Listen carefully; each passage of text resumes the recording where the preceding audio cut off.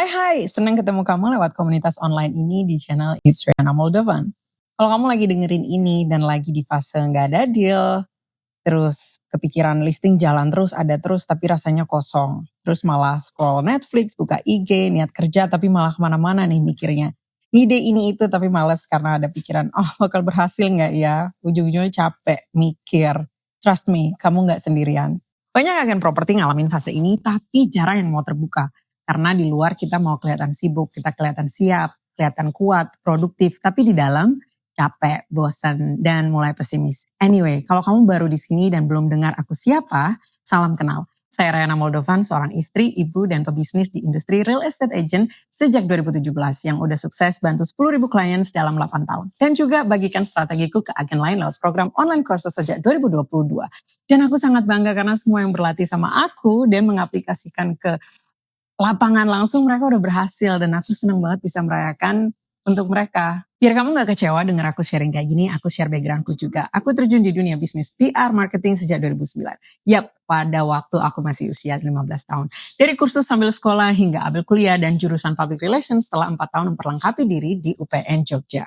Misiku buat podcast di YouTube dan bangun komunitas online ini adalah untuk mendukung pebisnis Indonesia untuk punya peluang bangun bisnis milik sendiri sebagai agen properti hingga berhasil launch their own real estate agency.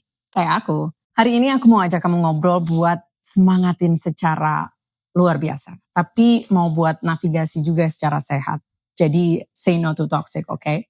Bagian pertama, bosen, pesimis itu bukan tanda kamu lemah.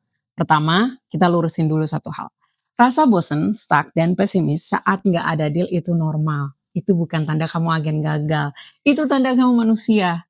Masalahnya bukan di rasa bosennya. Masalahnya adalah gimana kita kabur dari rasa itu. Itu yang harus perlu kita sadari dan hati-hati ya. Karena kadang kita suka, aku milih kabur aja deh dari kesulitan ini. We just don't do it. Kalau kamu kayak aku dulu yang gak tahu ngelola rasa kewalahan, alhasil aku kabur ke Netflix, nonton movie kayak 2 movie per hari. Jadi kabur ke scroll konten juga tanpa sadar total pakai waktu, total pakai mata buat nonton hiburan tuh kayak udah 1 jam, udah 2 jam dan ya aku harap kita gak kayak gitu terus, aku harap kamu gak kayak gitu juga. Karena kalau kita lakuin itu terus sebenarnya kenyataannya adalah itu hal yang gak bisa bantu kita closing. Kabur dengan kerjain hal-hal yang memang bantu closing jadi setengah-setengah.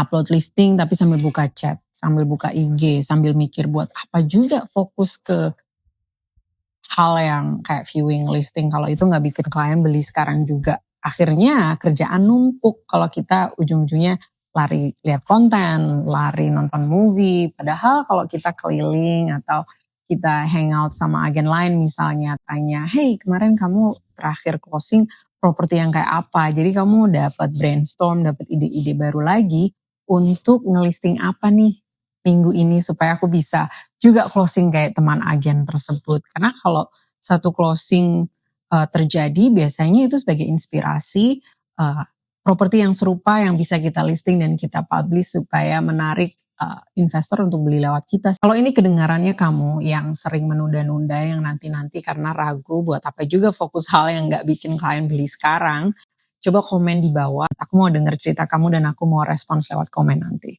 Oke lanjut ya. Bagian kedua, kita bukan lilin, kita bukan rumah kebakaran. Ini sweet reminder. Aku harap kamu ingat betul-betul. Zaman aku mulai bisnis, dulu gak ada kata burnout. Zaman sekarang kita sering banget ya dengar kata itu dan jadi famous. Bikin orang-orang yang tadinya aman malah jadi percaya kalau diri kita bisa burn out. Padahal kita bukan lilin, juga bukan rumah yang kebakaran. Kita bukan lilin yang harus nyala terus sampai habis.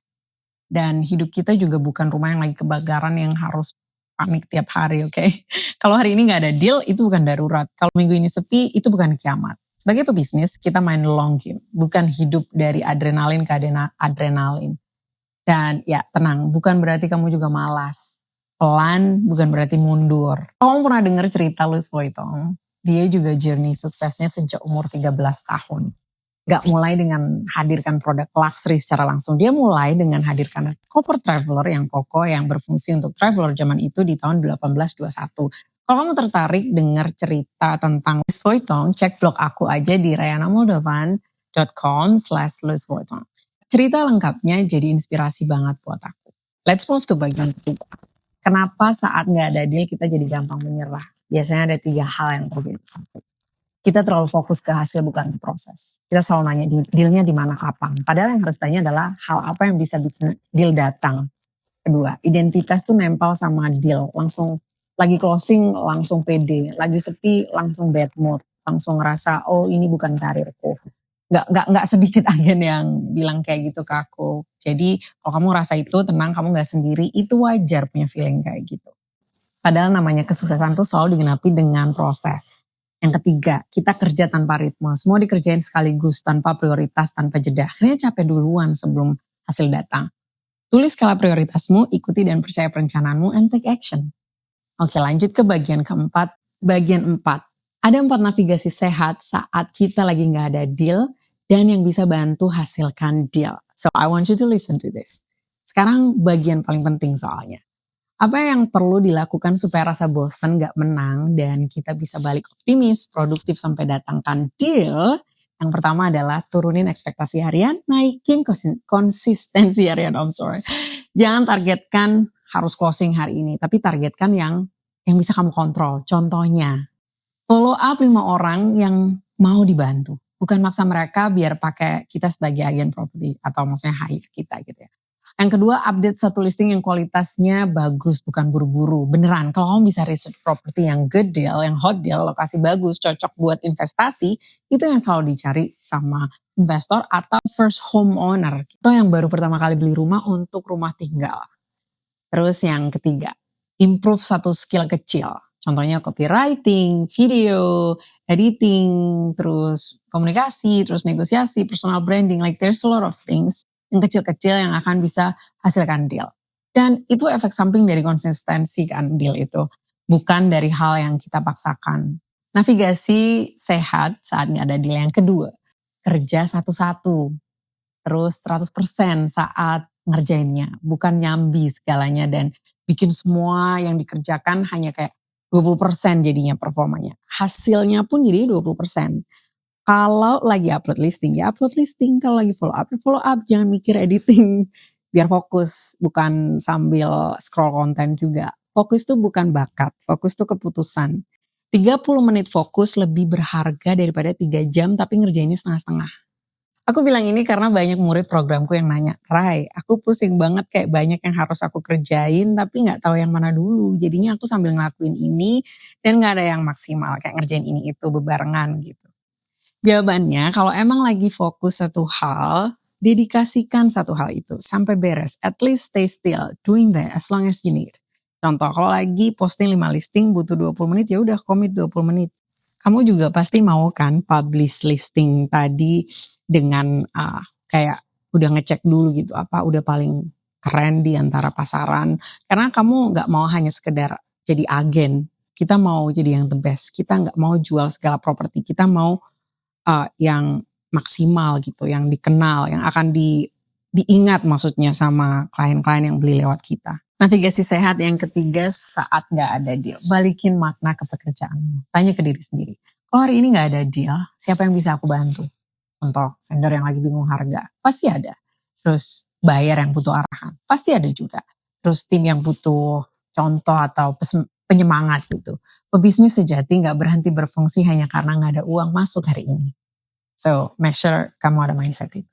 Yang keempat, pisahin istirahat dan pelarian. Istirahat itu saat sadar, tapi pelarian itu kayak ya pas mati rasa, pas kayak udahlah sekalian aja karena udah overwhelmed, sekalian aja nonton Netflix biar sekalian gak ada fungsinya hari itu. Karena kamu cuma mau escape dan aku gak mau kamu lakukan itu, oke?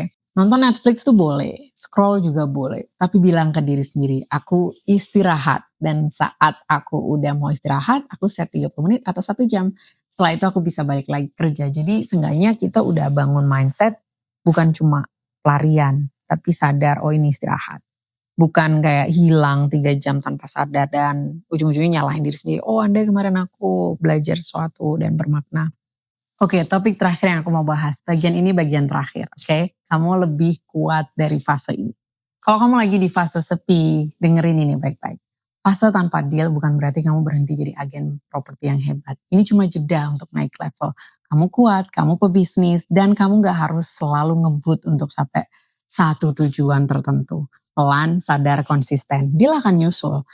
Kalau podcast ini ngena buat kamu dan kamu pikir ada orang lain yang butuh, jangan lupa save dan share ke teman agen kamu. Dan ingat, yang bertahan paling lama yang pasti sukses, bukan yang paling panik. So please share di kolom komen insight mana yang ngena buat kamu dan jangan kelewat next podcast atau YouTube video dengan klik subscribe biar kalau aku ada video yang baru, kamu akan jadi yang pertama untuk tahu infonya. Share juga ke teman-teman kamu atau rekan agen dalam tim kamu supaya kita sama-sama banyak deal dan sukses biar industri ini juga bisa jadi industri yang maju untuk jangka panjang.